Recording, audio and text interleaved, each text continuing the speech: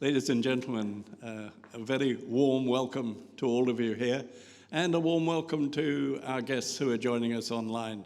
I don't normally come to you with a gin and tonic, or indeed a glass of lime juice, but we were doing campaigning last week in the rain, and I'm afraid I got a bit of a cough. So rather than cough all over you, I'm carrying a drink to make sure it doesn't happen. I'm honestly not drinking gin and tonic. You are all very welcome tonight. We have two stellar speakers for you, but just to give you a little bit of an idea about how the evening is going to move forward, after a few more introductory comments from me, we will hear from the leader of the party, and then we'll move on to the candidate for the by-election. I just want to make one very quick point before I introduce our first speaker. We are, of course, here to tell you about us, but we also want to hear from you. There's no good of us just spouting our policies at you. We want to hear what you think of them, and we want to hear if there's anything you think we've missed. So do make the evening interactive. If you hear something that you like, don't be afraid to clap, because it's very encouraging to our speakers if they know that the audience are behind them. If you don't like what they're hearing, well, don't boo, but do put your hand up and let us know that you don't agree with what we're saying and you have an alternative that you'd like us to move forward with, because we are the listening party and we do want to hear from you. So, without more ado, let me introduce our first speaker, a man who, without his idea, vision, and support, the party would never exist. So please put your hands together, welcome the founder and the leader of the party, Mr. Michael Jacomb.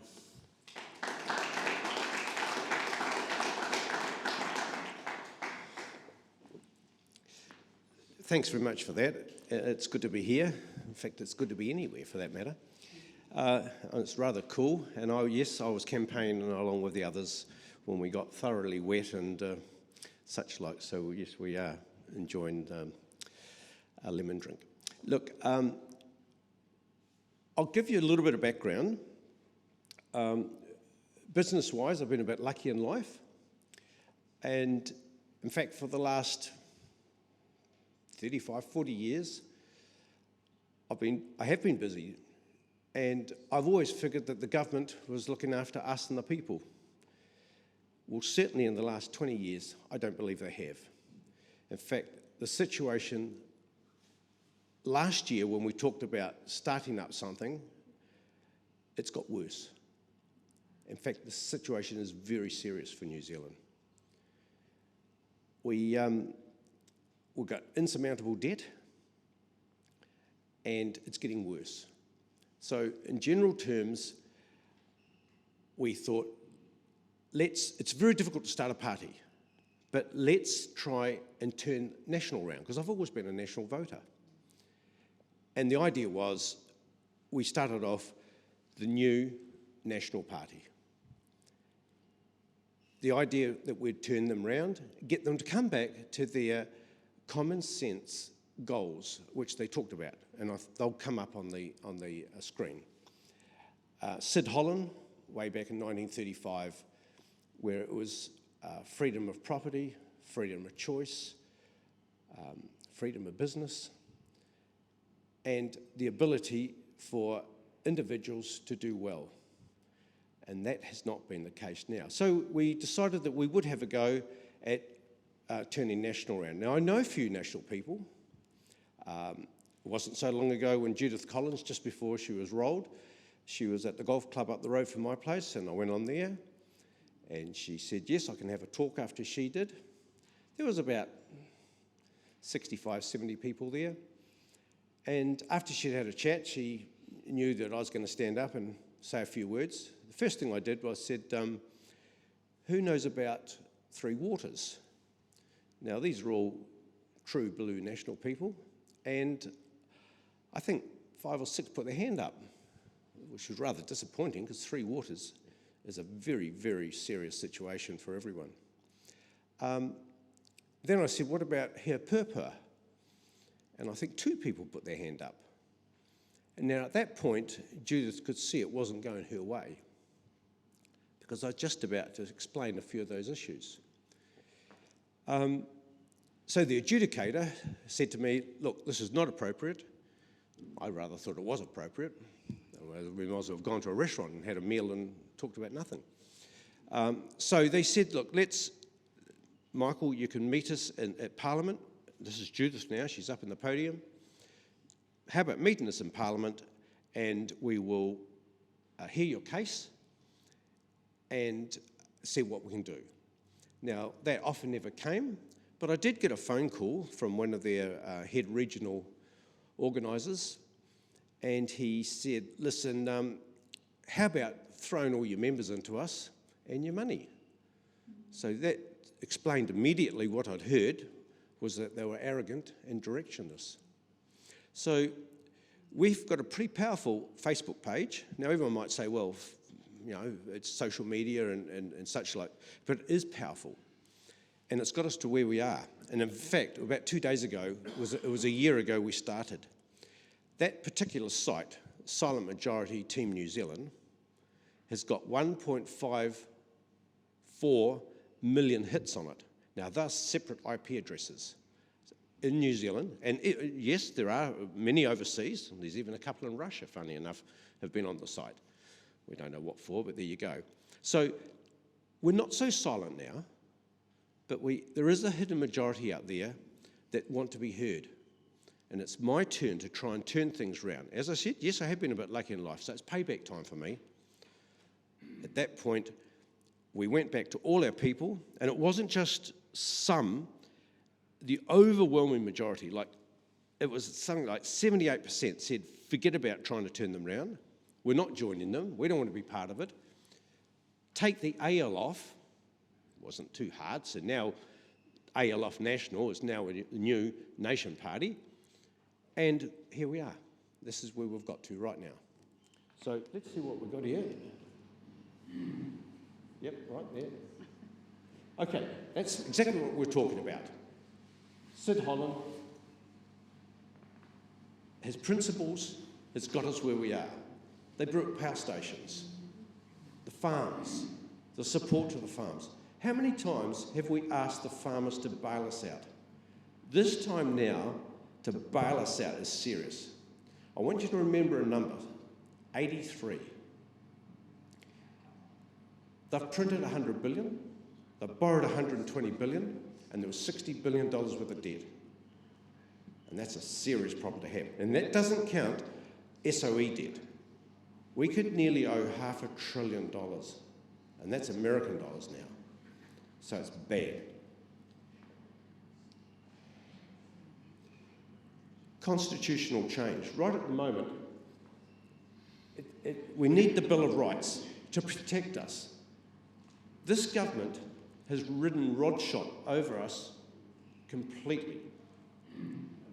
Now, yes, they've got the numbers, but it's no good. Why be arrogant with the numbers? We've got the Three Water issue, as I said, Hea Purpura.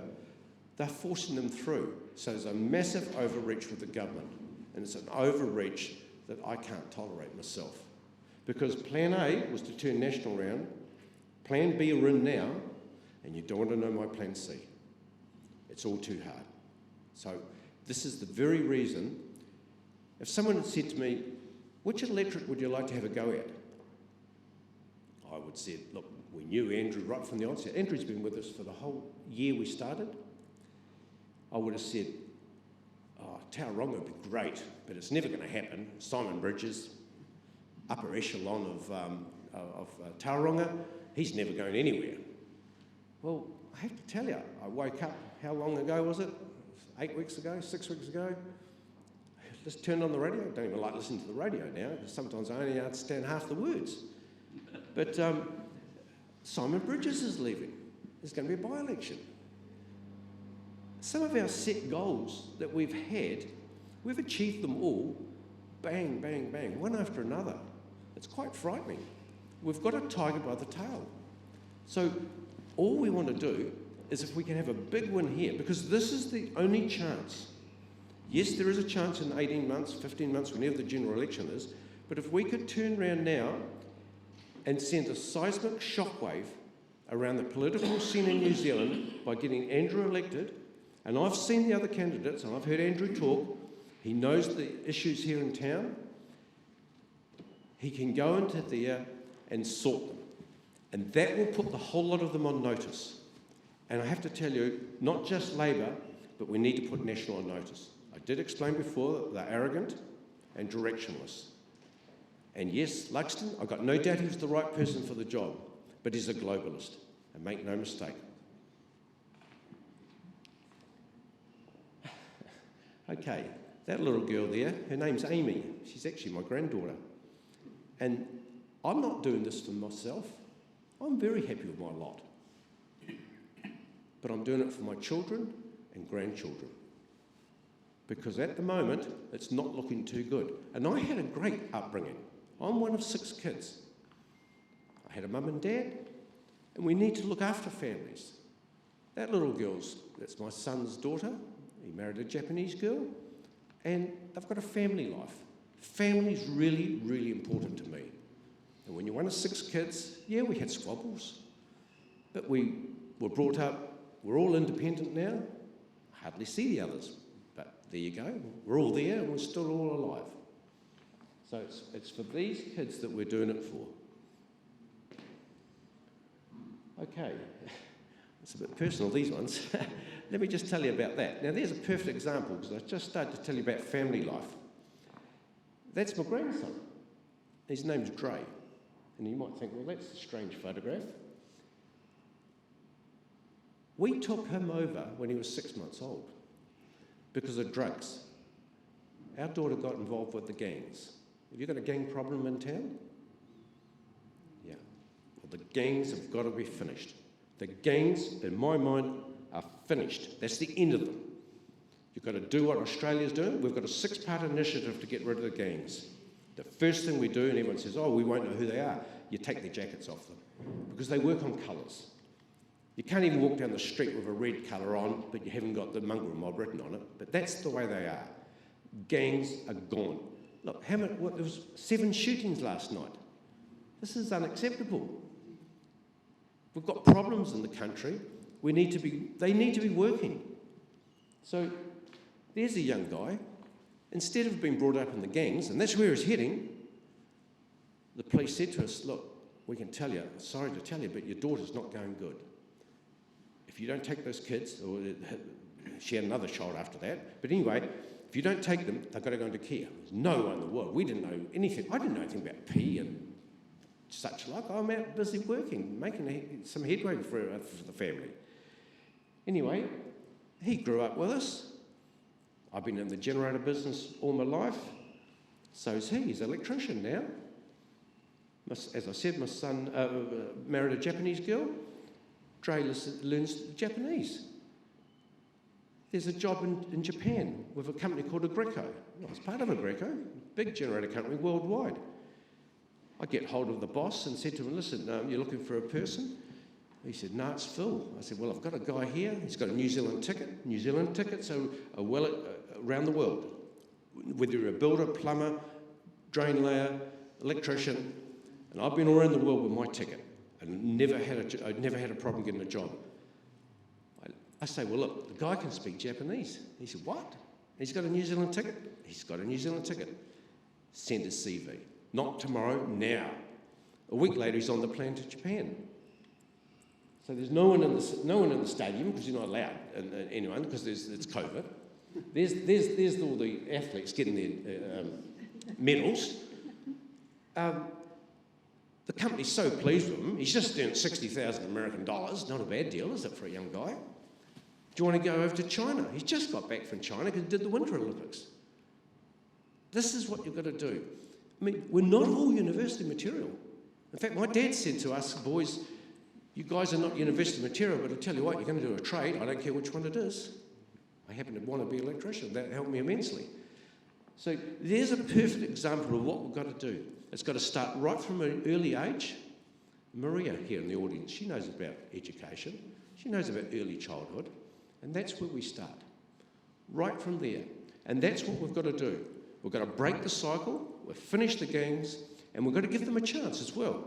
It's rehabilitation time. But if they don't play the game, it's jail. Finished, because they're no good to society. Okay, yes, that's New Zealand. Many towns in New Zealand are run down, financially in trouble. We want the Swiss system, where people, the money that's earned in the area, do you know in Switzerland, 78% of the money stays locally. The government takes the other 22%. Here in New Zealand, it's the other way around. They'll clean out this area here, in many instances, to the detriment of this town, especially the South Island, because the South Island has financed Auckland, and to their detriment. Auckland is a mess. And there's one way to sort it, but you don't want to hear about it. But we know how to sort it, and what I will say is, bigger is not better. So we want both islands to compete against each other. I'm trying to build a factory down where I've got a factory. So, big factory, another factory. At any rate, right now, it's 6 months behind. We can't even get the fire jib for the walls. So now we're putting up ply. The steel for the factory shut down. I said, well, what about Christchurch? That's where we got the last building from. Oh no, we shut that down. It's just not good enough. We've got to have options. So I want the North and South Island, in a friendly way, to compete against each other.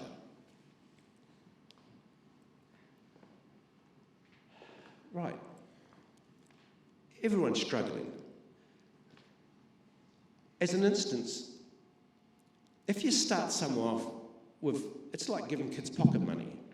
You know, before it was, I think we used to get about sixpence. It's $5 now to actually make them happy. Maybe 10. That's right. Inflation. We've got a lot of that. We can talk about that too, but there you go.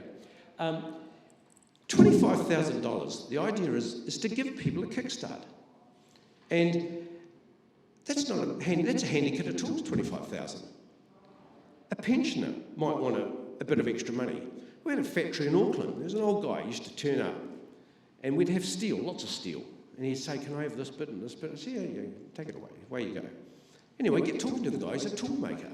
Pretty old, but he's a tool maker. So we're giving him steel. We don't want any money for it. But he said, how about I make a cup of tea for the guys? So he's making a cup of tea. Now next minute he's sweeping the floor.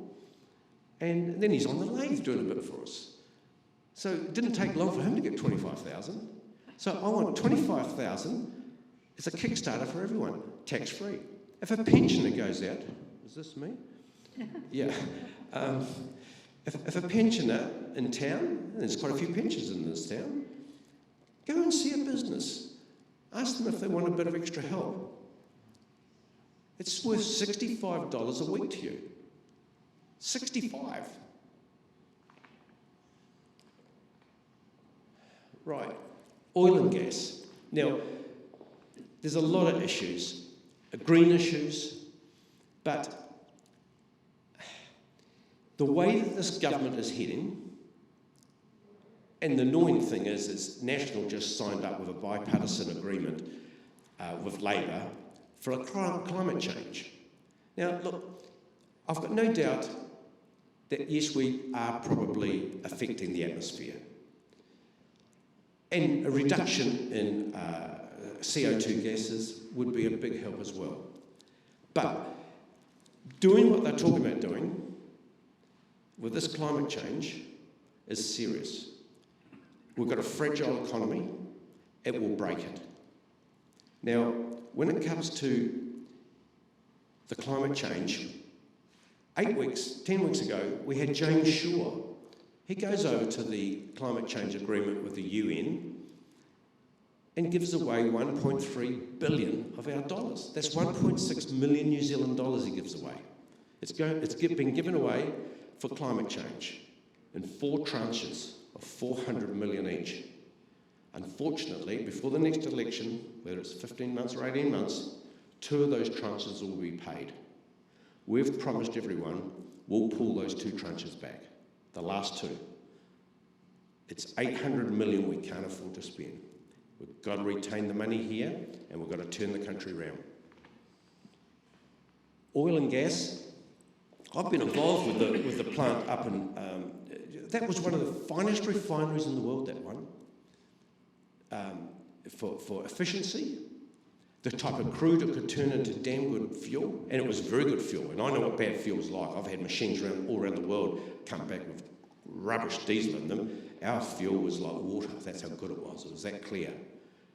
So we need, for a government to work, it must own, and I'm a capitalist, so this sounds hypocritical, but we must have it so that government owns strategic assets, and that refinery is one of them.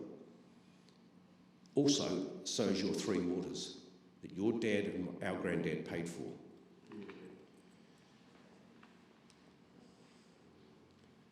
Hair purpur. Right, look, I won't dwell on this one because I know Andrew will talk about hair purpur, but it's serious. We are, as an instance, as I said, with our party, we're new, we're one nation, and one nation means everyone, and we're a party. We need everyone. Chinese, Indians, Muslims, Pākehā, we need everyone to turn around and get this country again with the full support that we've got to give to the farming community. We can do it. I said to you there was a number to remember. What was that number? 83. We are going backwards $83 million a day. That's what the debt clock's racing forward at. $83 million a day. That's unsustainable for us. We've got a fiscal policy, and this is how bad it is, that in the first 3 years, we will slow that debt clock. That's the best we could hope for, slow it. So on TV now, you listen to the news on TV and what else? Some of it's not news. Some of it's theories that others have got, and they're given their predictions. That debt clock, you'll see it slow, and that's in the first 3-year term. In the second 3-year term of an NNP-controlled government, and when we talk about control, it's just the same as what Winston Peters had. You've got to play that game. It's a very serious game, but it is a game. On the second lot of 3 years, so that's going from year 3 to year 6, we will stall that debt clock. So you're going to see on TV, every news will make sure it's there. The debt clock stalls.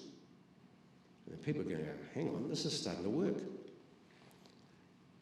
On year 6 to year 9, you'll see that debt clock go in reverse.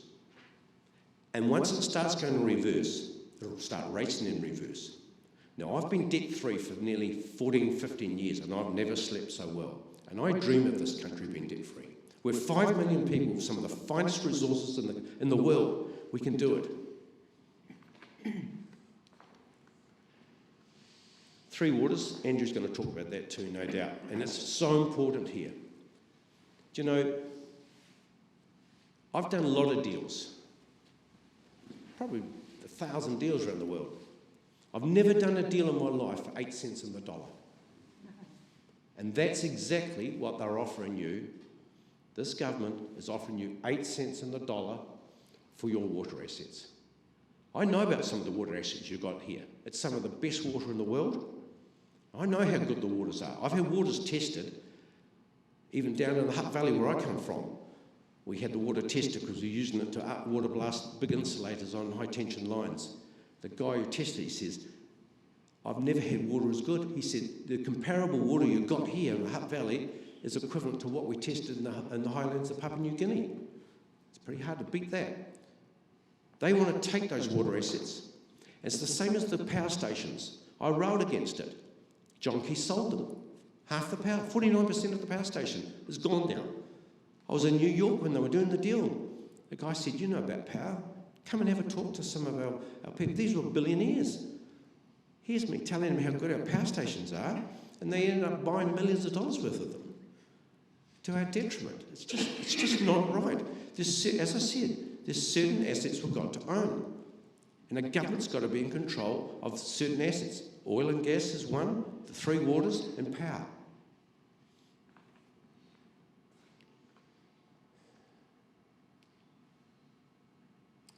Funny enough, leaving the UN is the highest, even higher than three waters. And it's difficult. But I just explained about how much money we'd given away to the climate change from James Shaw, courtesy. Now, for one, we can't be doing that. But because of the debt we've got with the World Bank and what we've signed up to with the UN, we've begotten to them. They're starting to tell us, and it's getting worse, how to run the country, how it's going to be. Well, if we're debt-free, they won't be running the country, and they're afraid of that, very afraid. So, first of all, we stop funding them. We can support them, but the till's empty. There's no money. There's no money more for handouts for tribes and such like. They've had 68 billion they've had. There's no more money to give away. Now, people say, well, they're not satisfied. But if they stop complaining, well, then there's no more money, is there? Because they're satisfied. So they're never going to stop complaining. That's just the way it is going to be. Handouts stop, UN stops. We're paying our debt back. It is Andrew's turn. Yes. Thanks.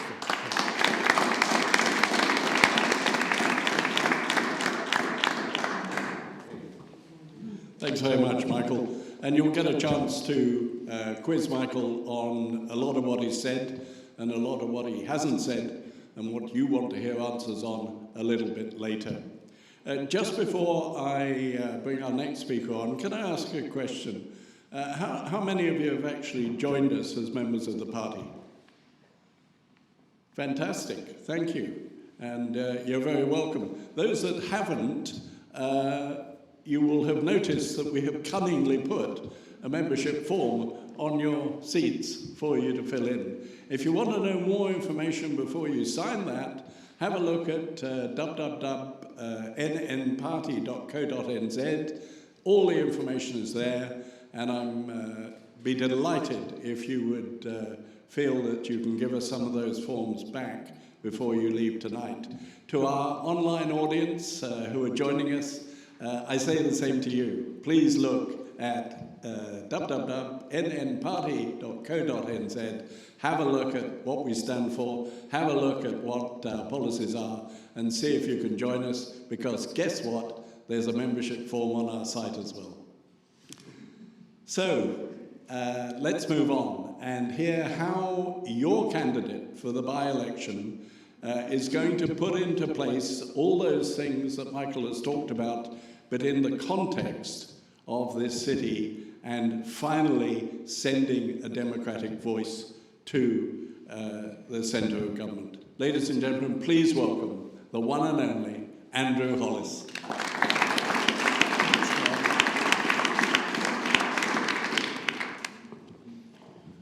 That's always a good way to come on, the one and only. It could be a good thing, it could be a bad thing. I started with NNP about a year ago, and just to put things into perspective, I was very seriously involved with the National Party and did their candidates college. So I've been down there and met all the MPs and done the training, done the media training, learnt how to not answer questions, no matter what was asked. It's not something I'm particularly good at, not answering a question, and certainly not answering it straight. But what I found down there, and what I found with the Nats, is that they'd lost their way. They were no longer a party that looked to stop the overreach of government, for example. And during the lockdowns and during all of those times, certainly around mandates and things like that, there was an opportunity for the Nats to stand up and hold on to human rights, just the basic Bill of Rights, and at least be in opposition to the government. But instead they supported almost everything for the past 2 years. And that actually upset me enough that I was looking for something else, and that's when I met Michael and said what he was doing, and I thought, that sounds a bit more like me. One of the good things, and I'll talk about this a little bit later on, is should I be fortunate enough to get into the beehive, is I won't be subject to the whip. That means I can say what I want to say without having been told not to say it, which might be a good thing or it might be a bad thing, but we'll see. So one of the things is, why choose me? So we thought about this long and hard, but it broke down into 3 things. So I'm born and bred. So I was born in Tauranga in 71 and have lived here for most of the time since. I've had some stints overseas and some stints in Hamilton getting degrees and all of that sort of stuff, and I even lived outside of town a few kilometres in Whakamarama for quite a few years. But it's always been this city. So New Year's was always at the Mount. It was always a place where in fact, I don't know if you know the Big Rock by Leisure Island, but that's where my mates and I would meet and listen to music and drink beer and play cricket at that little patch on the beach. And it's just a case of, this is me, I'm born and bred here, which is not the same as the other candidates. I've also got an extraordinarily strong understanding of the local issues. Being a councillor, and I am still a councillor despite not having terribly much to do with my meeting times, it put me through an enormous amount of information, a lot of what's going on in this city, and I got to see what the underpinnings of it are, and a lot of it isn't great. The way that things are done in this city is poor. We can't seem to get a single project completed on time and on budget. Always lots of excuses, but it's something that I know a great deal about now and have experienced that. And the other thing is that I'm a very successful campaigner. I didn't mean to be, but it just worked out that way. And the first one was back in, I can't remember if it was 18 or 19, I think it was 2018, when a group of locals out at Te Puna started complaining about State Highway 2, which had just been dropped down the priority list from number 3 down to number 14 or 15. It was something like that. And there was a heated discussion on Facebook, and of course I said, well, why don't we just block the highway and make it so that it can't be used until they fix it. And I then called a meeting in a little pub in Te Puna, which holds about 30 people, and nearly 300 people turned up.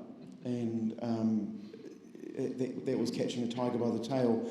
We got 9,000 signatures on a petition to get that road sorted out, and it started a program called Fix the Bloody Road. One of my proudest moments is getting Phil Twyford in Parliament to say that they were going to fix the bloody road, and I've got that on video, and sometimes I'll just watch that just to let you know, remind me about how good that was. And while we didn't fix it, we managed to get the Regional Council, Western Bay Council and the Tauranga City Council all to agree that that road needed the most work in the area, and it was put at number 1 priority. In fact, the first 2 parts of it were put at number 1 and number 2, and then on number 3 was the safety works from Waihi through to Aomokuroa, and number 4 was something along those lines too, and one of those things standing up here, I can't remember birthdays, I had to do maths, and this is a number I'm going to forget. But that was a very successful campaign, and since then I've had a pile of other ones. The Mount Base Track is one that doesn't get a lot of airtime now, but it was in either this room or the room over the other side, where the Mount ratepayers got together and started getting upset that the Mount Base Track had been closed for 2 years and nothing was being done. And so I took it on myself to start lobbying the council and find out what was going on and how to get that sorted out. And nothing happened. And it wasn't until a guy called Murray Guy and I approached the media and said that we could open it up over a long weekend with 40 guys with spades and wheelbarrows, and we'll put on a barbecue and a few drinks, and we can just get it open by hand in a weekend, that they started waking up. And the three parties that weren't talking started talking. The three parties were the owners of Mowo, the Tauranga City Council and Heritage New Zealand. And of the three, the worst was Heritage New Zealand. They wouldn't allow the ground to be touched, and that's what was causing the issues. We managed to get that sorted out, and for a bargain basement price of somewhere between $1.5 and $5 million, the base track got opened. There was an option for it to be significantly more costly, with having a boardwalk placed around the bottom that was cantilevered off the side of the mount, not to touch the beach, but we managed to get that kiboshed. The beauty of the mount has always been that the tracks are hand-carved. It's as close to how it would have been 1,000 years ago as it can be, and to put in wooden boardwalks and bridges and things like that starts making it a little bit too Americanised. Anyway, that was a successful campaign, and I've got loads of others. It's a thing that I seem to be able to do. I guess I lack the fear that some people have of getting into people's faces to get things resolved. And the three reasons to elect me are those: the local knowledge, born and bred, and a successful campaigner already. Our top six priorities. Michael chatted about this a little bit, but the three waters. Locally, we're going to give away $1.5 billion worth of water asset for $54 million, and that money has already been accepted by the commissioners. It's been accepted to go into as part of the grant money or the funding for the $300 million city centre. A city centre that is already $20 million over budget, as they released yesterday. There's $20 million worth of gardens and stuff going in as well. So it's now $320 million. And by the time it gets started and built over the next 8 years, I can almost guarantee you that it will hit $500 million.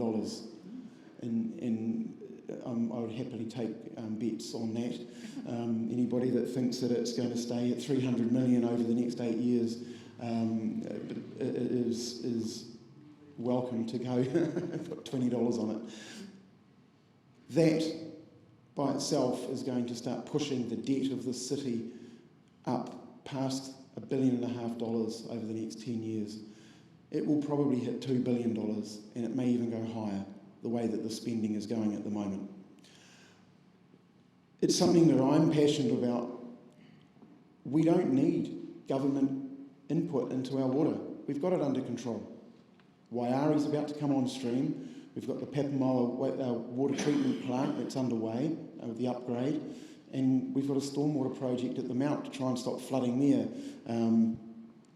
That's underway as well. And this is something that I asked the commissioners just the other day, that if Three Waters occurs and we've committed in the long-term plan to upgrade and pay hundreds of millions of dollars into water projects over the next 10 years, do we continue to pay that?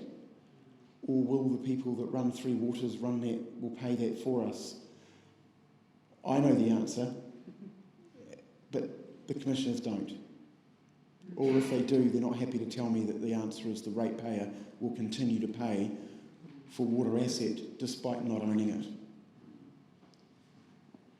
And I think that's an absolute travesty.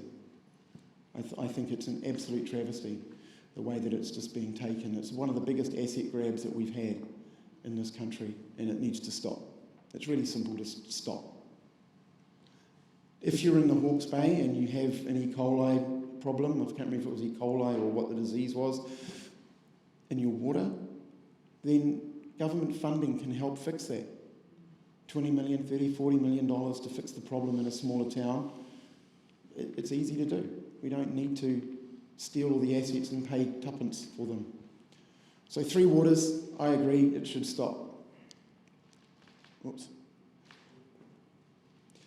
Hei Puapua, in the whole co-governance issue, does anyone here know about Hei Puapua? Half. And co-governance. We live in a democratic country. It's absolutely democratic, or at least it was. I'd have to say that what's happened locally isn't particularly democratic. And if I can't run locally, I'm happy to run central. So one way or another. Hei Puapua is designed to split our country on racial lines. And that's not okay. When I grew up and I went to a primary school in Kirapehi, not a very big primary school, but it had a large Maori population there. It was for the dairy factory. And I had no idea. I didn't have any idea of any of the differences. Could tell somebody was different colour, obviously, but it made no difference. I was in the local kapahaka group. In fact, we all were. There was nothing like there is today. And it wasn't until I got to college here at Boys College in Tauranga where all of the Maori kids got taken into a bilingual section of the school and split from us, separated from us, had different meetings, different classrooms, and things like that. They got to do Maori carving, and I didn't. It was quite disappointing. But I got to do science, so I guess it evened out in the end.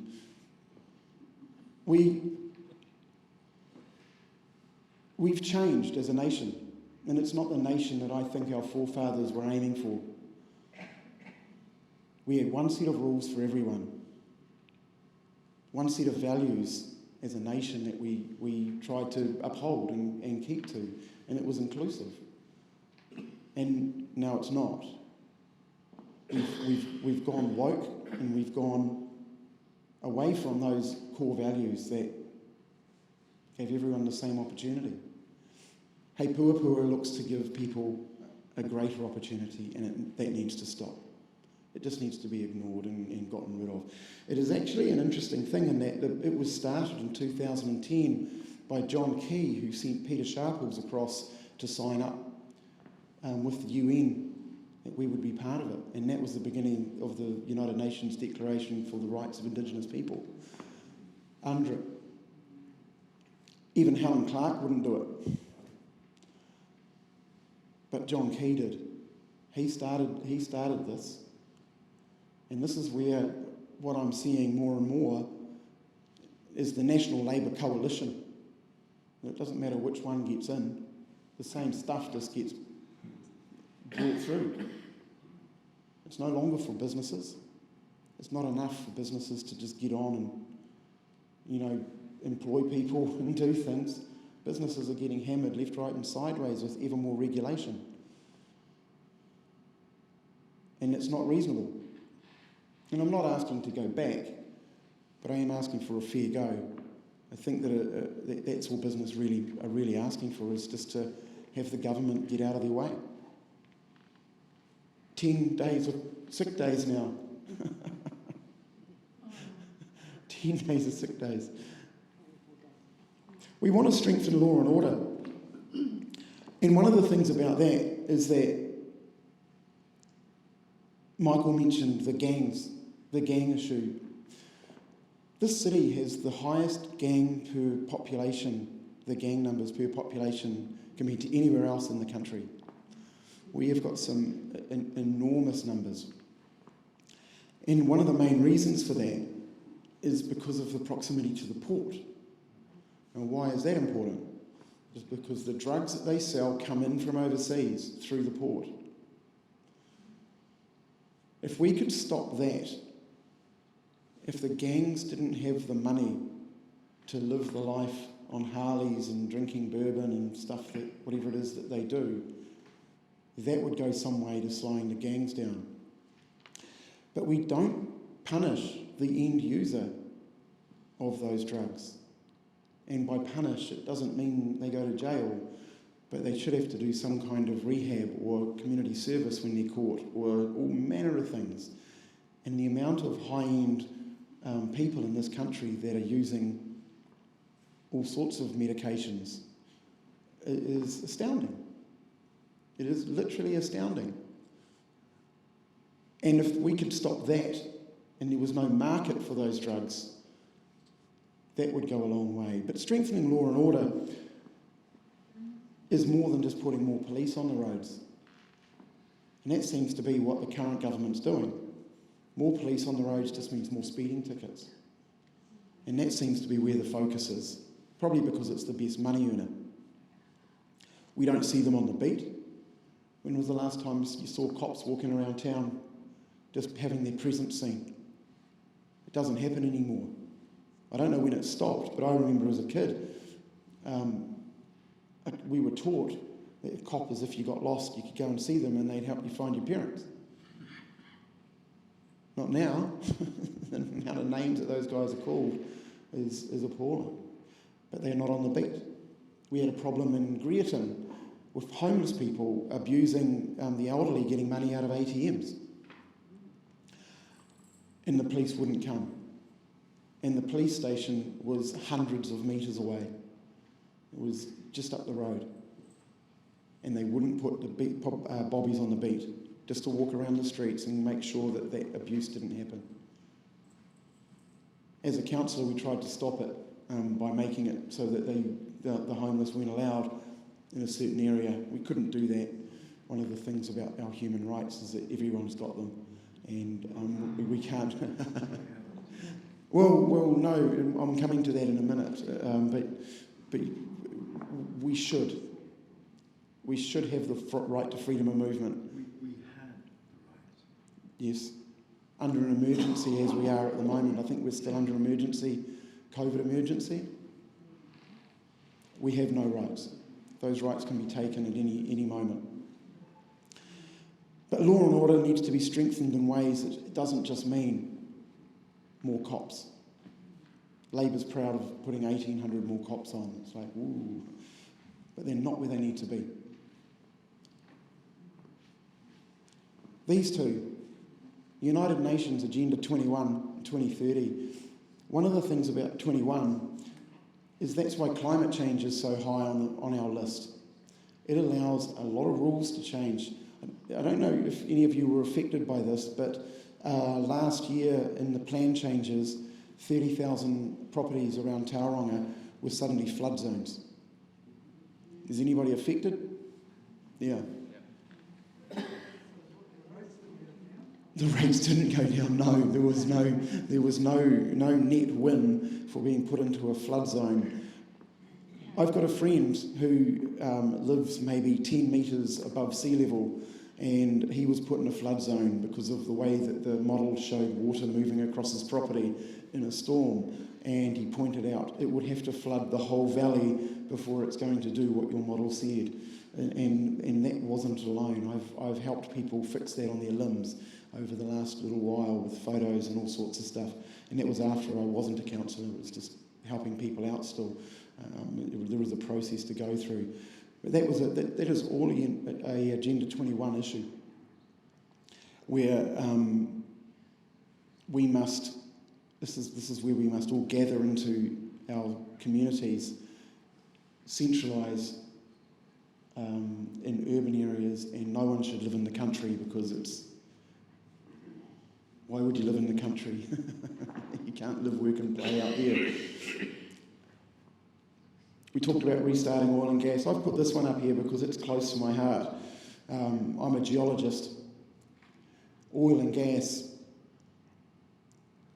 Oil is New Zealand's third largest export. And we've only got one refinery. Only had one refinery. We now import raw product. And that includes bitumen. Bitumen, when it's normally travelled as crude, is in solution effectively. It's liquid and it's easy to travel. It just stays as crude, and you pump it in and you pump it out, and then you turn it into all of its fantastic byproducts. We now have to bring bitumen in from overseas, and bitumen by itself is not a liquid at normal temperatures. It's a lot thicker than that. It just doesn't pump, it's got to be warmed to get it moving around. And we have to ship that stuff in and treat it extraordinarily gently, and it now costs between 3 and 4 times what it cost before Marston closed. And that's an appalling state, considering that we use a lot of bitumen on our roads. It's getting to the point where concrete roads are going to be cheaper than bitumen, and that's a very strange thing. In our country alone, we've got enough oil to be self-sufficient. If we put a refinery near Marston, we wouldn't need to ship in fuel. We could look after our own energy and transport requirements. And that's something that I think we should look at. The whole idea of buying the stuff from overseas at extraordinary prices at times when the Ukraine decides to attack Russia, or Russia attack Ukraine, or whoever's attacking who, changes the price of oil overnight, that causes us pain at the pumps, would just go away. But it's not just oil and gas. We're a country that's absolutely heaving with minerals. I don't know if you know, but the iron sands on the west coast are sold to China. Ask yourself, why does China bother with New Zealand iron sands in the volume that we can produce when you compare that to the volume that Australia can produce, which we're not even 1% of what Australia can produce. The minerals that are in New Zealand iron sands include platinum and a great amount of rare earth elements used in things like neodymium magnets. And they're buying that at iron rates, which is a fraction of what it's worth, and we gift it away. I'm not a believer in nationalisation typically, but I think our resources should be owned by the country. And I think they should be used by the country too. I look at things like hospitals and roads and schools and all of these things that we want our kids to have in the future, but we can't pay for them. As a nation, we're close to broke. That's why things are getting more expensive. But if we were mining iron for ourselves, and gold, and nickel, and coal, and those things that we have in abundance, and using them ourselves, and making ourselves wealthy, like every other country has done, we would have those things, and we would have money to burn as a nation. But we don't. We leave it in the ground. It's always struck me as being odd. One of the beauties of living in New Zealand as well, and the argument for me goes along the lines of, we're happy to have cars, we're happy to have mobile phones, we're happy to have all of the mod cons, and all of those things are mined in other countries. The mess, the environmental problems are in other countries. If we did it in New Zealand, we could control our environmental outcomes.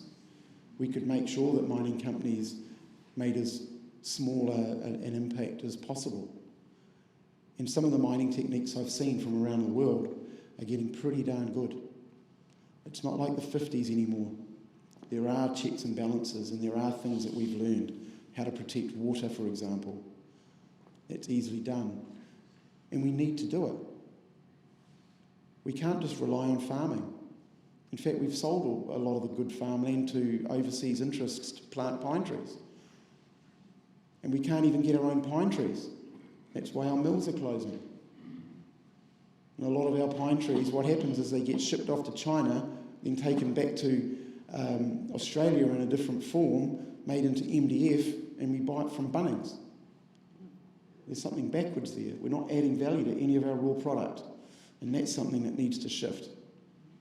And in fact, it's something that I don't understand why when we are allowing it to happen. If I own the pine trees and I make more money overseas, I understand that. I mean, as a capitalist, I get it. If I own water and I can make money selling it to China, I could understand that. But as a nation, we need to look after ourselves first. We don't need to look after the globe. We're already feeding up to 60 million people. We export so much food from this country, it is ridiculous. And we've still got starving people in New Zealand, apparently. Although I suspect there'll be a few more if the price rises keep going. I think that that's going to cause us some significant issues. In the first $25,000 of tax-free income, I've watched the tax bracket creep that's occurred, so that if you're on minimum wage, you're pretty close to the highest marginal tax rate. That's a weird thing to happen in a country. So all of the benefit, I was going to say all of the benefit of earning only a small amount of money is gone. There's not that much benefit to it. The idea being that you get to decide how to spend your money. Once you go beyond certain amounts, you start paying your way in this country. That's how it should be. But if you're at the bottom of the pile, just trying to get by, and the government says, thank you, here's $350, what a horrible gift. Money that's already been taken from you, getting given back to say, here's 3 months worth of extra just to get by. What a ridiculous program. A better one would have been to just change the tax rules into something like this. Now, I don't care what the tax thing becomes. Australia does this. Other countries have a tax-free threshold, and I think we need to introduce one too. And we need to move the tax brackets higher.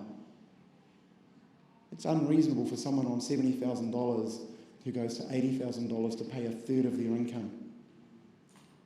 $80,000 is not what it used to be. Anyway, I think that $25,000 tax-free is a great start.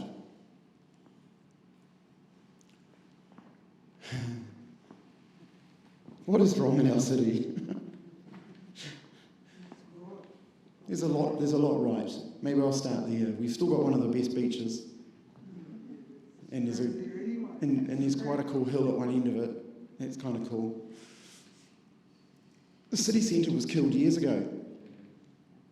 It's got nothing to do with libraries and civic centres and art galleries and museums.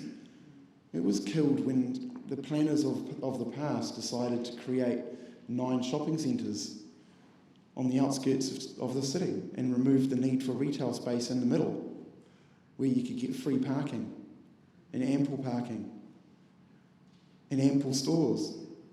Bayfair's new upgrade is amazing. Even if the downtown was doing well, it was retail, you're not going to go there because both Bayfair and the Lakes have got better shops. That's what killed it. Other things that have killed it is some of the planning rules around entertainment. I see that most of the pubs shut at 1 o'clock now, at the latest. When I was growing up, you could start at 7 o'clock and drink until 5 if you felt like it. End up in Harrington's, if anyone remembers those days. You always promised you wouldn't.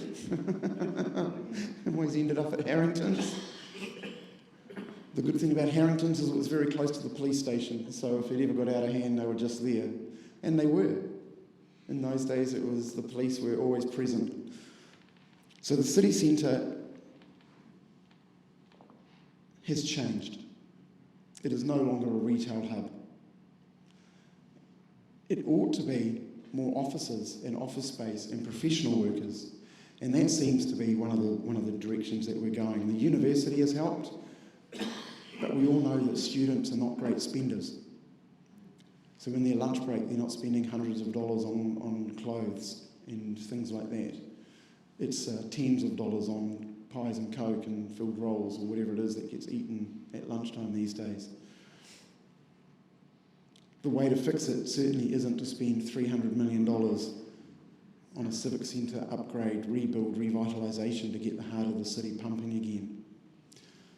And it was said at a meeting that I was at with the commissioners, so I'm going to steal this, and I apologise for this, Ross, but I'm stealing it anyway, that those things were there before there was a civic centre, there was an art gallery, there is a library and a music hall, and the heart wasn't pumping then. And just for rebuilding those things, why do you think it will start? And there was no answer to that question. And like I said, I don't believe that 300 million will stay there. Things like that, things like the stadium, are nice to haves. But while we've got issues like Links Ave, and we've got B2B that's going to be broken, as soon as it's opened, it's going to be congested. We've got Totra Street and Hewlett Road intersection.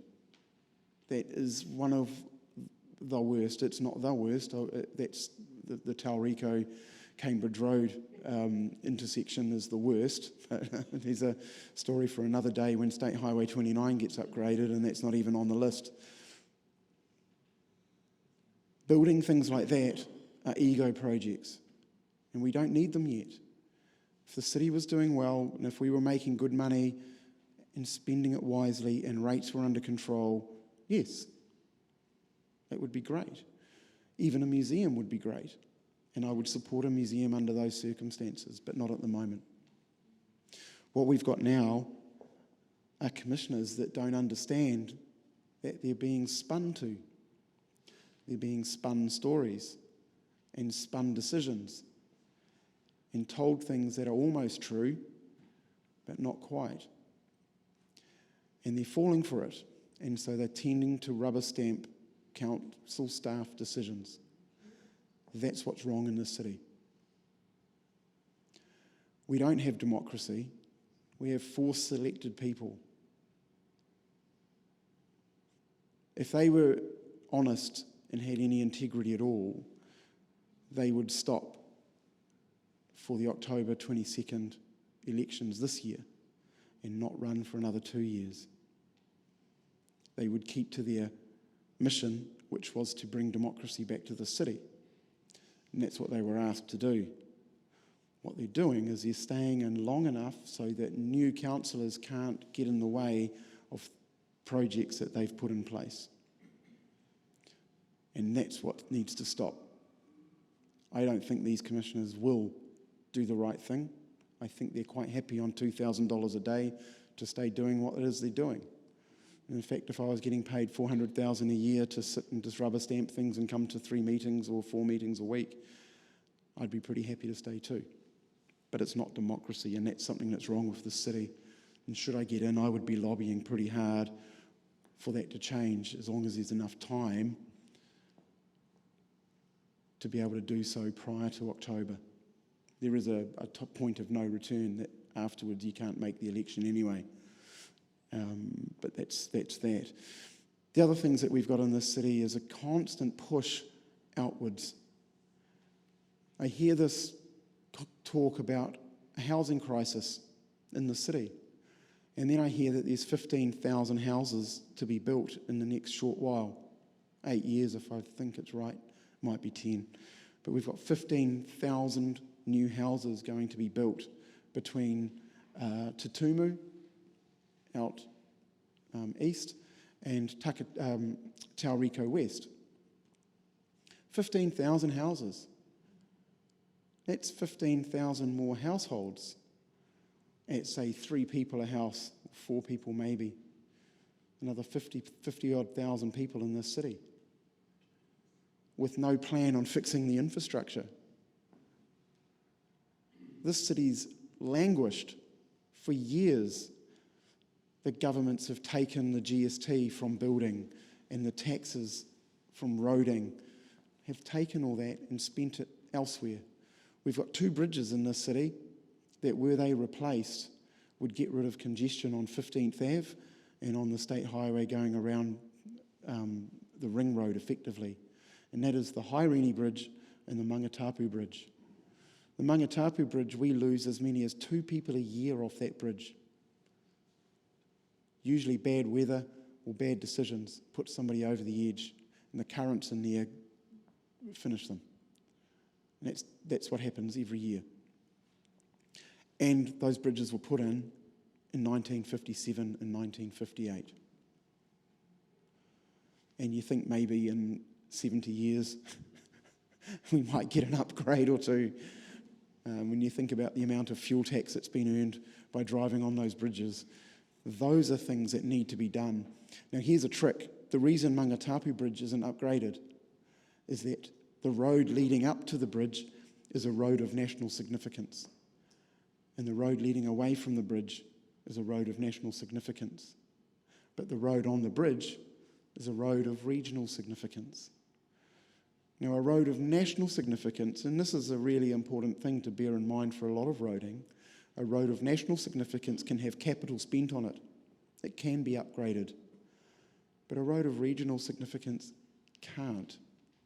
There is no way for NZTA to upgrade a road of regional significance. They can maintain it only and add safety features. That's why State Highway 2 wasn't done for so long, because it was a road of regional significance. In the campaign that I ran, the Fix the Bloody Road, I said, well, let's just change it. It's not rocket science, right? Okay, but it's been done for a reason. Those bridges aren't cheap. But I'll argue that they're not going to be cheaper in the future. And if we four-laned Haerini and four-laned 15th Ave and created an arterial to allow traffic through instead of a three-laned,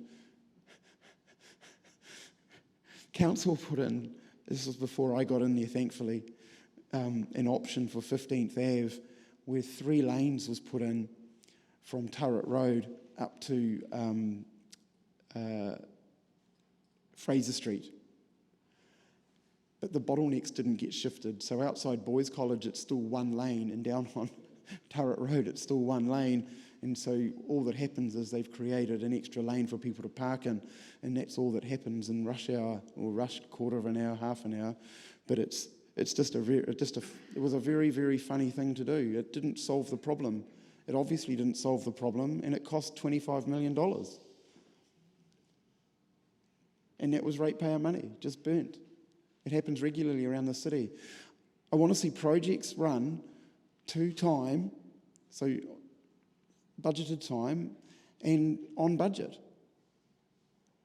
And I want to see penalties added if they go over, like in the real world. The world I'm from in mining, if a job wasn't done on time, there were penalties in contracts where the person doing the contract paid money back. And what that does is gives it a great incentive to get jobs done on time. In the mining industry, something has to go terribly wrong for a project not to finish on time. And those are billion-dollar projects, frequently. I've worked on a number of billion-dollar projects around the world. In fact, I found water for one.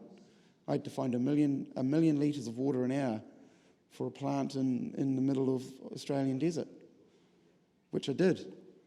And the plant itself finished on time as well. Fantastic. A fantastic project. A fertilizer works. They scrubbed the stack coming out of a copper refinery to remove noxious gases and turned it into stuff that could be used in fertilizer. It was a fantastic environmental win. But how do we fix it? First of all, we can't fix it with commissioners. Commissioners aren't listening to the people. They don't talk to the people. They don't consult, and they don't spend any time trying to find out what's really going on.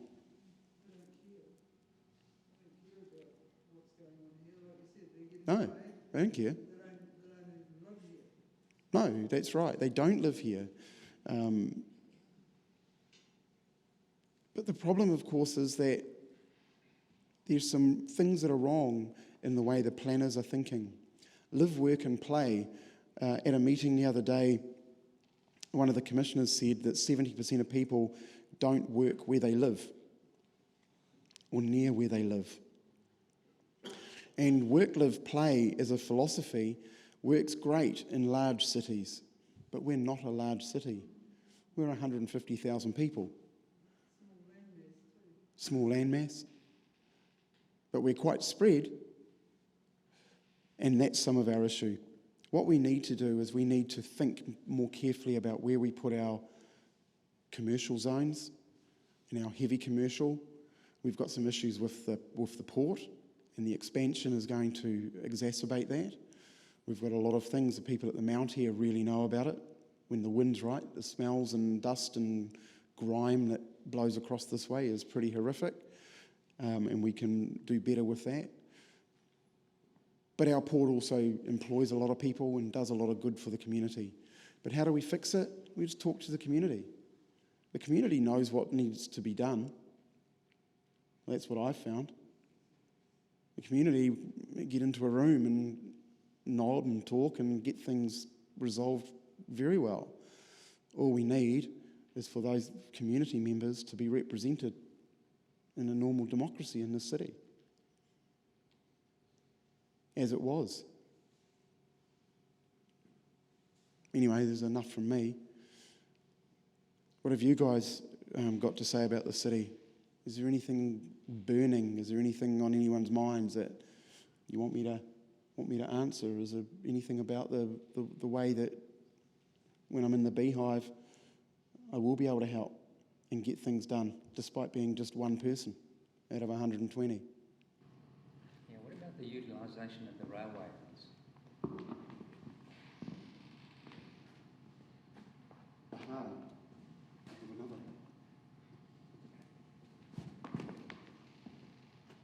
What about the utilisation of the railway of the city? You've got a railway that bisects both this side of the city and the other side, and connects the eastern side of it. That's a great question. We do have a railway, and our railway extends to Hamilton and eventually Auckland as well. And we used to be able to get passenger rail here. The port uses 50%, the rail is 50% utilised by the port. And a lot of that is because it's a single track.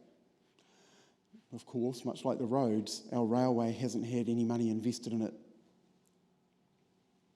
for generations. I can't remember when the Kaimai Tunnel went in, but it was in the 70s, I think. I'm struggling to remember when that exactly was. But what we need in this city is another tunnel. If we went through or over the Kaimais with 2 lines, then we could utilise it for passengers as well. But locally is what I think you're meaning, that we could catch. In fact, there used to be a train station in Matua, and the foundations of it are still there. We could easily have a passenger train from at least Matua. I won't go any further out just now, but there's no reason why that couldn't happen. We could stop the port and say between the hours of 7:30 and 9:30, you can park your heavy wagons. We're doing a passenger service, and bring people from Omokoroa to Puna, Plumbers Point, all the way into the centre city, or to Bayfair, where the rail goes past, or to Mt Maunganui. And if the port would let us, I think we can get a train all the way to Coronation Park. And that is a fantastic idea. When it was mentioned and brought up, it was just said, no, the port won't allow us. And it's like, hang on a sec.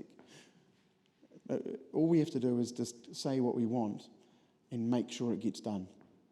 But that is a classic example of a solution to transport that's existing, that would get buses off the road, it would get people to a number of destinations within the city.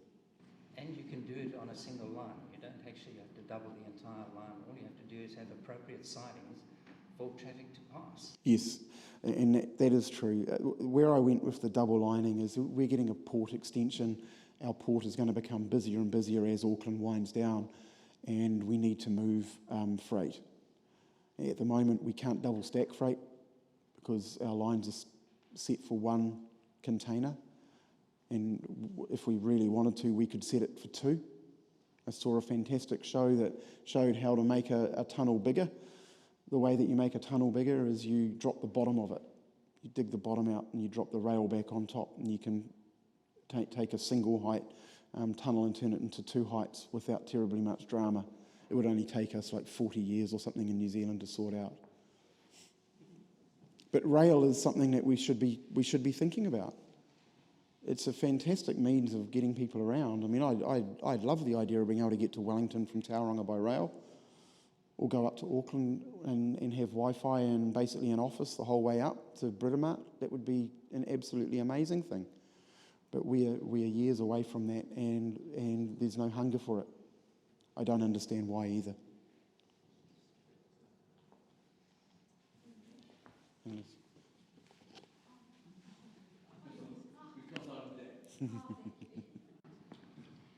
Andrew, it's really interesting, this rail thing, because back in the 90s, you know, as my grandson would say, back in the day, Nanny, the talk of the rail was there then, and we had progressive leaders for the city then. You know, lots of really good things happened. The bridge happened, the bridges happened, you know. And I remember getting a train to Auckland in those days, a passenger train, when I was working, might have been the early 90s. By the way, 1957 was 65 years ago, not 70 years ago. Just saying. 65 years. Your maths isn't too good. But anyway, back in the day, that's what we did.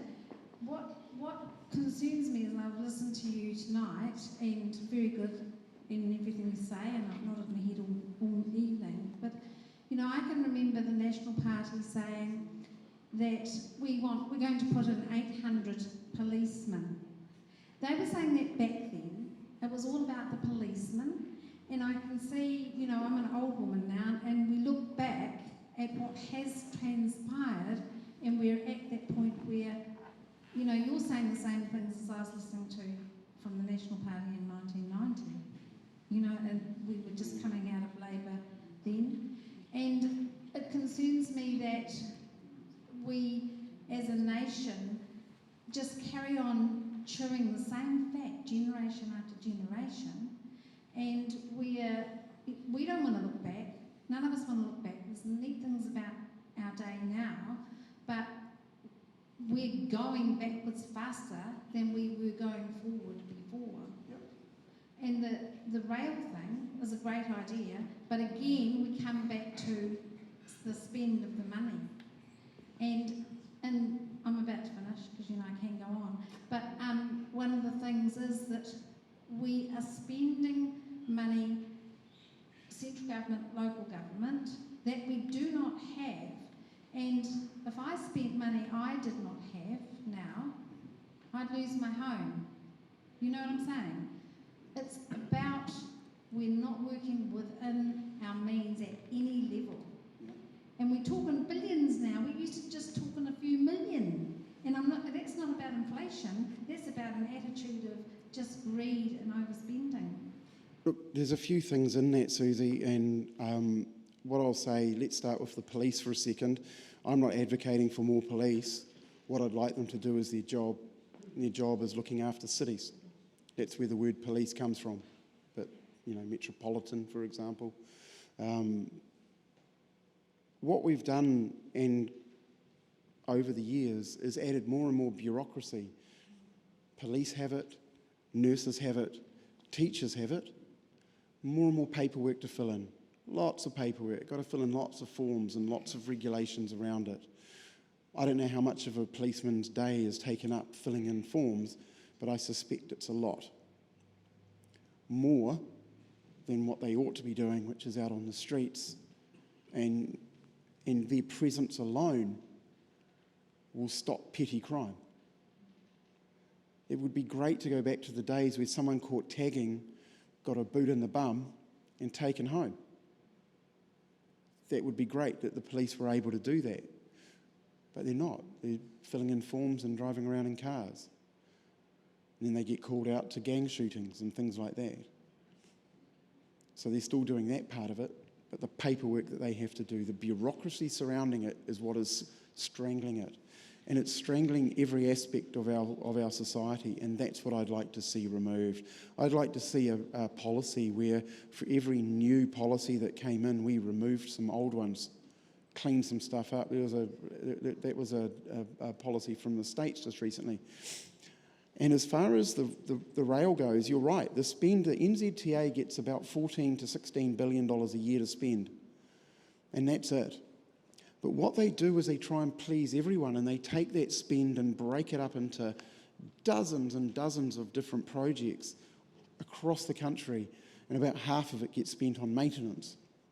And so what happens is nothing. Nothing gets started, nothing gets completed. A better option is to pick the winners and just build things. And we can't build all the bridges all at once in one go. But we've learnt to be patient. We know it's going to come if and only if that money gets spent on one project. If we started at the top of the North Island and spent $14 billion coming south, we would get great infrastructure build across the country, and it would take about 25 years to have something like an interstate that would north to south with rail and all of the fun stuff that we ought to have as a country. But we just don't do it. We don't even think like that. And that's what we need to change. We need to change the way the people running those companies like NZTA, we need to switch them around. We need to get them to think about execution of programs and not just planning. What else did you say? One of the things is that we had rail. What happened to it? We had rail. We had rail. It was progressive. You know, it was a really, I remember it happening, it was a great thing. And then they got off somewhere. Sold it for $1 to toll, I think. And they owned the whole rail system, and of course they just used it for transport. There was no money in passenger vehicles. But what we also lost in those early days is we lost the job employments for people to work on the rail. We lost the job employments for people to work in forestry. And what we did is we took those people and we put them on the dole in and around the same time, and we've created an absolute monster. Is that the dignity of work? The dignity of work, the actual getting up, putting your boots on and getting out and doing something is lost on 150,000 Kiwis. 150,000 able-bodied Kiwis are sitting at home, not working, for no reason. There's workers wanted signs across the city at the moment. Take a drive down to the lakes and go and have a look in there, and I can't remember the name of the road that goes from the state highway and back up, but there is signs outside every one of those businesses asking for workers. And not skilled workers, just workers. We're so short at the moment. And in a time when we're short, we should never have 150,000 people on the dole. That's appalling. And we're coming into our fourth generation. There are some families who are fourth generation on the dole now. And that is a sad indictment of our country. I love the idea of having a safety net. We all know things happen. We should be able to be helped out by our society. But it shouldn't be a lifestyle choice. Who else has got something? Behind, oh. And Guy, there's just one over here as well. So Andrew, a couple of weeks ago we went to a meeting at the Classic Flyers. Oh yes. You'll recall we were there. And the three candidates are stepping up for by-election. So my question then is, it seemed pretty apparent that the three candidates were already splitting the vote, the minority vote. What's NNP's ideas around that to solve that? Because there was three good candidates, but of the 300 or 400 people there, everyone votes split the vote. Yeah, splitting the vote is a major concern that I hear regularly, and certainly for us, I'll call us centre-right parties, if you like. I'm not too worried about the one party. I don't know that that's going to be a surprise to anyone, or the four independents, for example. But Sue Gray and I are likely to do okay in this election. We're working behind the scenes very hard to pull not just Sue Gray together, but there's a number of parties around New Zealand, and we're working very hard to pull us all together under one name for next year. This election is too late. I think even now, if someone was to drop out, I don't think it would make any difference. The papers are printed, they're on the ballot. So it's too late for that. But we're working very hard to try and pull that together. And I'm confident that even this year that we'll have an answer to that question that's suitable, that basically takes all of those groups that are spread around the country that think similarly, and we do. All of our policies are within cooey of each other. We don't, we don't muck around too much with things that are dramatically different. And all we're doing at the moment is fighting, and it could be damaging. And I'm certainly not arrogant enough to think that Sue Gray isn't going to get a good number of votes here. She'll do quite well. But this election by itself is 15 months, and then there's the full election. If it turned out that Sue Gray and I got a significant number of votes together, it should be enough of a shock for Labour and National to wake the hell up and give us a platform for next year to build on what we've done here into something around the country. And I would also say watch the space. There's things going on at the moment that I'm not going to talk about. But I would imagine that perhaps next week or so there may well be something that answers your question nicely. But we'll see. Just over here. I was just going to ask on the local thing, what's your take on the high density?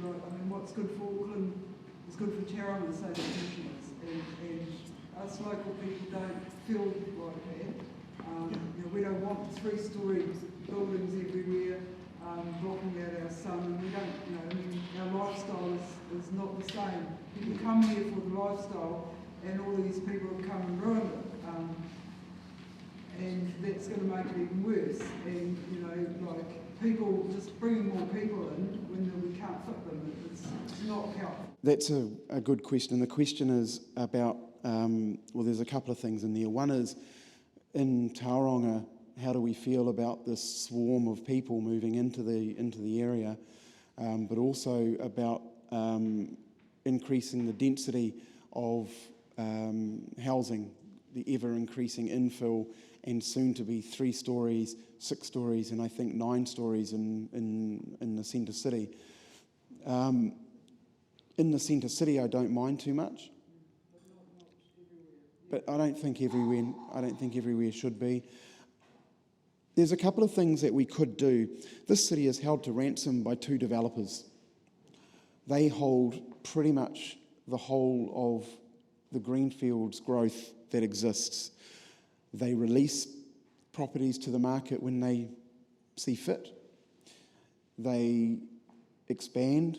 They make deals with the local council. There's a wonderful deal where a piece of land was bought by the council, who held it for a period of time with the right for someone to purchase it back at the same price in 10 years' time or 20 years' time. I can't remember the exact numbers. And that was one of the local developers. And I don't mind development. I think it's a great idea. But when it gets to the point that you're controlling a city, there's something off with that. Drug companies do it. In this case, going higher on the Te Papa Peninsula, I think is okay, if it's done wisely. And that's a problem, because this city doesn't tend to do things wisely. We put things up, we don't tell the neighbours and give the neighbours the opportunity to say, I'm not really happy that my view's going because you're putting a monstrosity in front of me. We do all sorts of things like that. We put rules in at the Mount that have kept the high-rises low at the Mount. There was a shadow line created which has kept it without... Oh no, I remember, and it was hard fought. And it was the community that stopped it turning into a Gold Coast, because we would have had buildings half the height of the Mount all the way out to here if it had been left to go unfettered. Yeah, the council was going to let the coast do 6 or 8 stories right on the beachfront there, and we had to stop that. Yeah. We've been told that we cannot stop growth. That is not true. Noosa did it. If we had the political will to do it, we could do it. We could say, you can come in and buy existing property when other people leave and stop it like that. The argument is that by doing that, the house prices would go up and they would become unaffordable, because affordability crisis is a big deal. This city has lost that battle. There are no affordable houses in this city. The other thing that never gets told is, what is affordable? What is the number? We're never told that number, but we're told affordable houses are needed. This place is 173 square kilometres, most of which is harbour, and that's it. All the greenfield space is taken up now. There's no gaps except the racecourse. Well, I'm of two minds with that. I think we should leave the green space alone. Whether there's a racecourse there or not is another question. We have the opportunity to build a world-class facility out at Paengaroa and have a regional racecourse there that is second to none, with convention centres and the whole shebang, all the bells and whistles. That's what's on offer to the Tauranga Race Club right now. But part of me likes the racecourse where it is, and I've got a close affinity with it. Those of you that don't know, I show jumped. I used to show jump in the day, and I've competed there many times. And the centre of the racecourse is used by a lot of people, and it's one of the few places that you can go with horses now. It used to be you could ride your horse around the edges of the city because there was large farms everywhere, but that got turned into lifestyle blocks, and there's not many gates and boundary fences on lifestyle blocks. So there was a lot of changes. As far as high density goes, I think I'm for it if it's done well and planned and done wisely. What's happened here I don't think is wise. I think the 3 stories basically everywhere. Certainly if you look at the area where it is, it's an extraordinary amount of the city I'm allowed to put in the three-storey townhouse. And the 6-storey townhouses on Te Papa, well, first of all, people have to learn how to live in an apartment first and want to live in an apartment in this city. Most people don't. If they wanted to, if we were serious about getting people into apartments, the right place to build them is in Arataki, because people want to live at the beach. I don't agree with doing it in Arataki, by the way, but I just wanted to be, if we were serious about getting people out of sections and parking their car in a cookie cutter house in Papamoa, if we were serious about that and getting people into apartments, we would build them near the beach, and then we would get people into apartments. You look like you've got a question.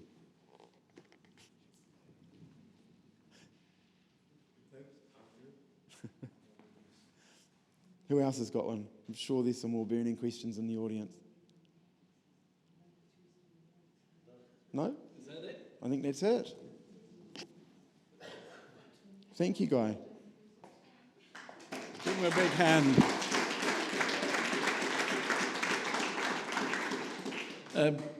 Just for those members who came in late, I feel I have to make the point I made to you at the beginning, that I don't need a drink to keep me going at the microphone, but we were all campaigning in the rain, and I'm afraid I've got a bit of a cough.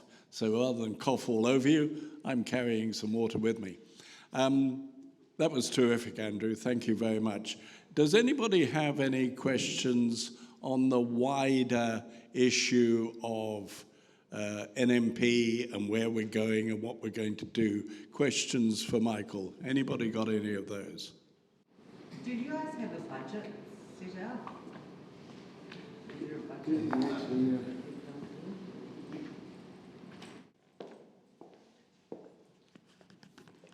Everyone is limited to a budget of 57,200, and we've got that budget. No, I meant, have you put a budget forward for, as a party, how you're going to spend your money, that kind of thing, or not quite?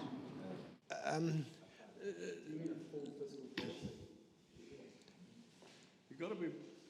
just be more specific as to what the budget, a fiscal budget for the country? Is that what you're talking? You got into politics. Right. And, Well, and you're putting forward a budget on how you'd spend the money, Right. the nation's money. Well, at the moment, that's a big question. But let me tell you, I indicated how our plan. First of all, you've got to have a plan of what you intend to do, and that, as I said, the first 3 years was with the debt mountain, and then in the third 3 years of a term, the debt clock, we want to see it going in reverse. And once it goes in reverse, it will get faster and faster. But what we need to do, and what we've set in stone, rather than say to the farmers, and as I said before, we've got to call on the farmers once again, to get the country back into shape. So we will be fully supporting the farmers. Cutting the dairy herd in half or a third is not going to happen. At some point, it may become apparent that we do that, but that's unknown. But it's certainly not going to happen overnight because of some climate change agreement that's happened in Glasgow, and they decided that that's what we're going to do to the detriment of New Zealand. Very much like we're importing fuel now. We've got these fine resources in New Zealand. We must start using those resources. If we don't use them, some other country will use it. I mean, the Arabs can't believe their luck at the moment, can they? I mean, we're instead of got to have our own oil supply like we did have, we're now importing everything. And it's just not importing crude, we're importing the refined product, which is even more expensive. And so with the world market prices, we're paying the full price. It's just not good enough. So it's a combination of like, this government in the last 2 years has employed 7,500 more bureaucrats. And I don't think they've done any better than what was happening before. So, I mean, that's one lot that's got to go. Everyone's got to reapply for their job. Sorry, but that's the way it will have to be. Because I tell you what, they might earn more money fruit picking, maybe. Well, that would be right. But they'll be given the choice. The working class have had it hard, but they will keep working, the same as I'll keep working. But I have to tell you what, there's plenty that are on the system that are coming off the system. And that's just you've got to bite the bullet eventually. And we're not afraid to say it and do it. Any more for Michael? I'll just touch on one subject that Andrew has heard about tonight. And that's to answer the question of this chap over here. He's talking at the moment. Yep, no, I'm just going to help you out a wee bit with your question. Were you referring to Wednesday back with Brian Tamaki and such like? Okay, I'll just touch on that subject. Watch this space. I think you'll be very happy. That's as much as I can say. But we will be announcing something next week, good or bad. Whatever it is, I've got a good feeling though, okay? Any more for Michael? Yeah, I'd just like to mention that, as you people enunciated earlier, that the National seems to have lost its way, and I've been here for 30 years, and ever since I've been in this country, I've mostly voted for National. But I saw with John Key, I was very disappointed. I had two personal interviews with John Key at the beginning of his tenure, and I was very impressed with him. Yes. But he lost his way along the route. And I have since voted for the Conservative Party. And their policies are very similar to what you've enunciated here today. Yeah. And unfortunately, they never got off the ground. The erstwhile leader has left now, and the party seems to be in disarray. But their policies were excellent, I thought. Yeah. But they could never actually get going. And I fear that I don't know whether it's the New Zealand public are not ready to accept an alternative party or what it is, but it disappoints me that we haven't got this third alternative. Right. Okay. I'll tell you exactly what makes us different. This chance coming up in 18 months, this is a godsend what's happened now with Andrew. We could pull this off. as I said, will send a seismic shockwave around all of the political scene in New Zealand. Now, you talked about New Conservative. Now, yes, they had a few unfortunate incidences with what happened, and then Leighton Baker was put to one side and he was rather liked. I've attended 3 meetings of minor parties, and I've gone in there with an open mind and with several of our team. Melissa is sitting here, she came along with me.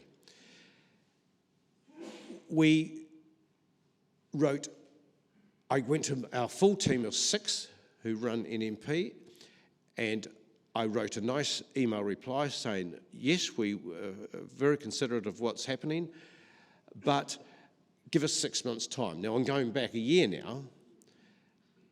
I didn't even get the courtesy of a reply from them.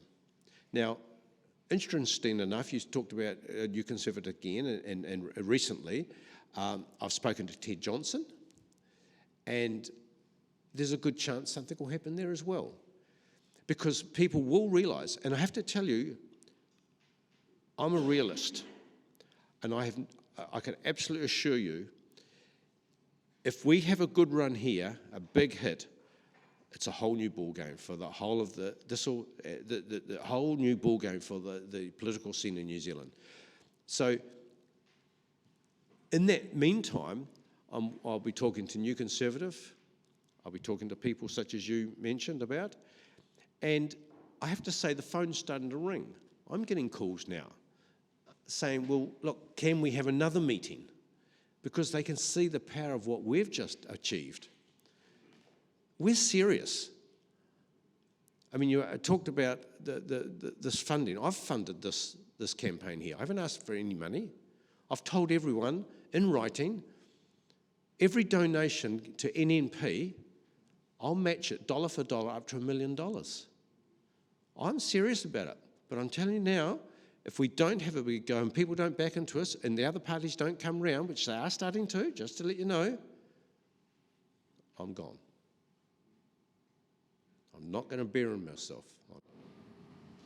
Can I just say something here? I was one of a very small, like a handful, who started New Zealand First, and I was in the National Party and blah blah, and it was very, very difficult. At the time, Winston was one of the most preferred Prime Minister in the polls. Yes, he was. All of those things, and I think that in that day when NNP came in, and he was in the beginning of that, and I don't want to sound negative, and I'm not being negative, because I think the tide is turning. I really believe that Andrew has a very good chance in Tauranga. I don't know if he's going to win, and I don't know about the splitting of the votes and whatever, but what we will see from that is we will see how many people are dissatisfied with the other 2 parties.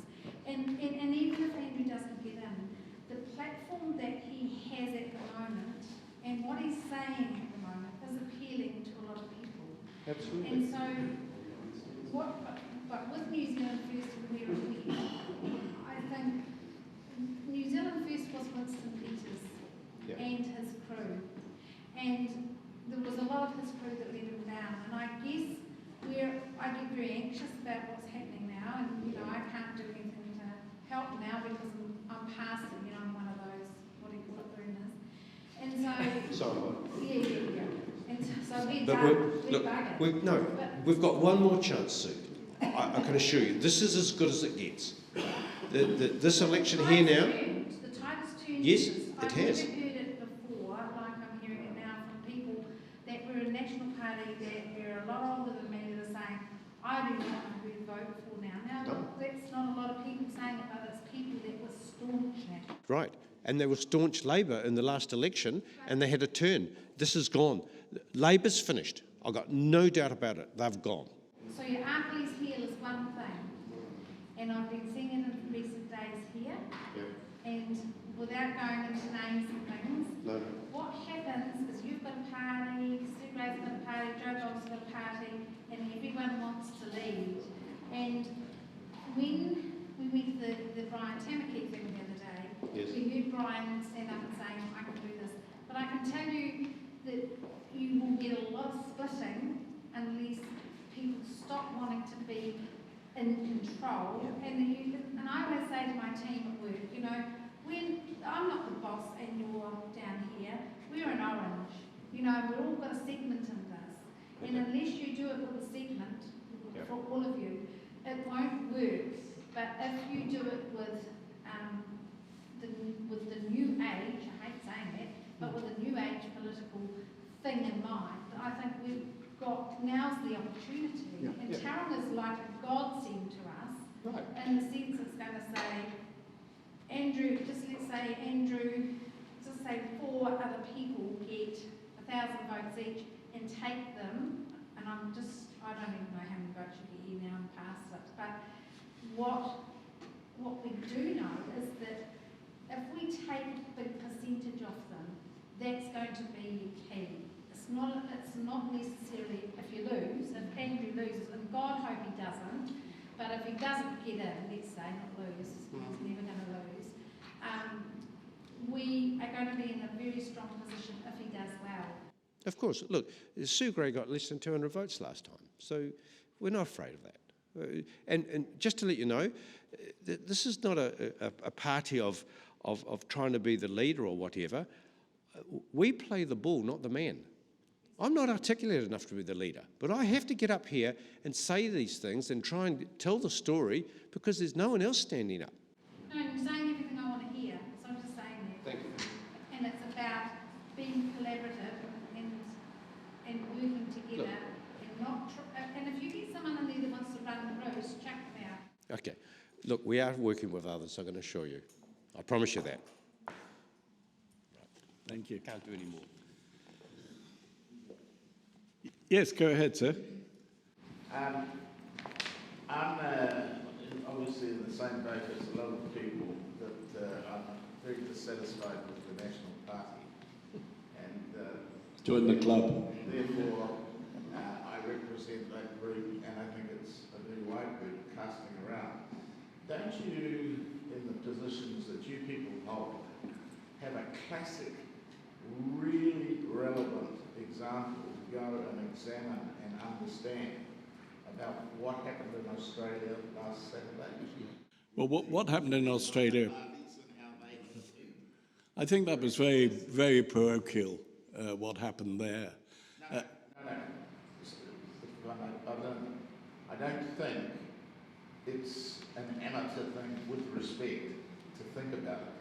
There will be experts who will dissect that result to the nth degree about the effect that those minor parties had and how it manipulated the election like never before.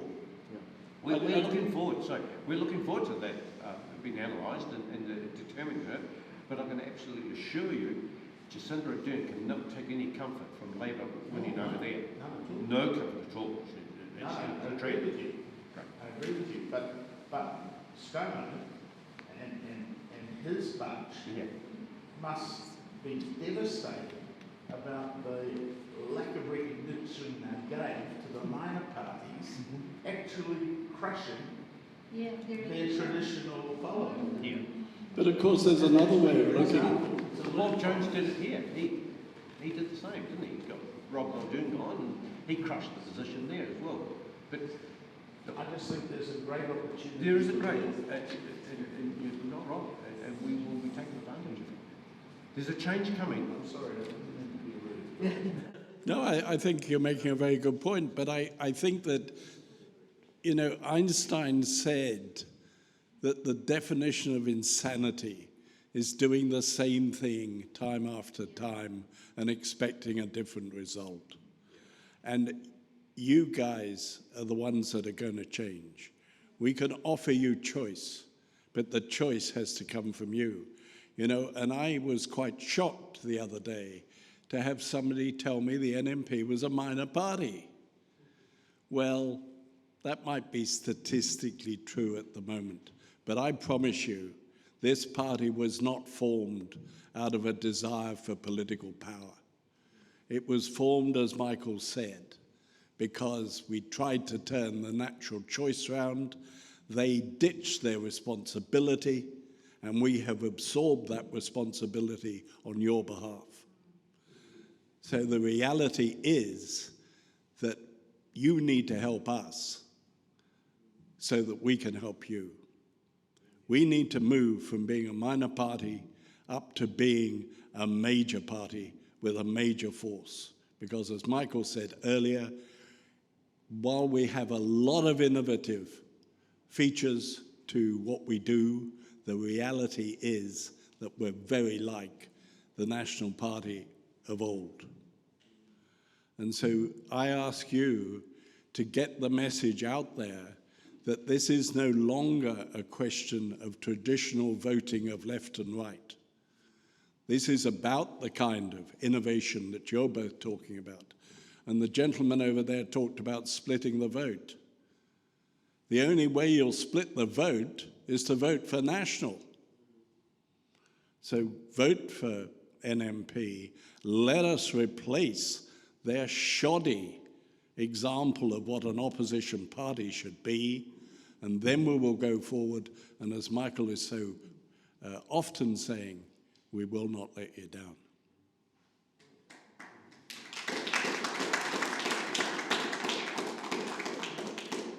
So I think I didn't promise, but I had in my mind to have you home by midnight. And so unless there's a burning issue, then I will, if I may, draw the evening to a close. Is that okay? So in a moment I will do that, and those of you that are in the room are very welcome to join us for some tea and coffee. To our online friends, I have to say, sorry, we can't shove the tea and coffee down the line, but maybe you've got some at home. To all of you, online or in the room with us tonight, do consider helping to build the tsunami that is drawing NNP into a major political force. Because we need you to help us help you. So thanks for listening. Have a very safe journey home. We'll see you all again soon. Bye-bye for now.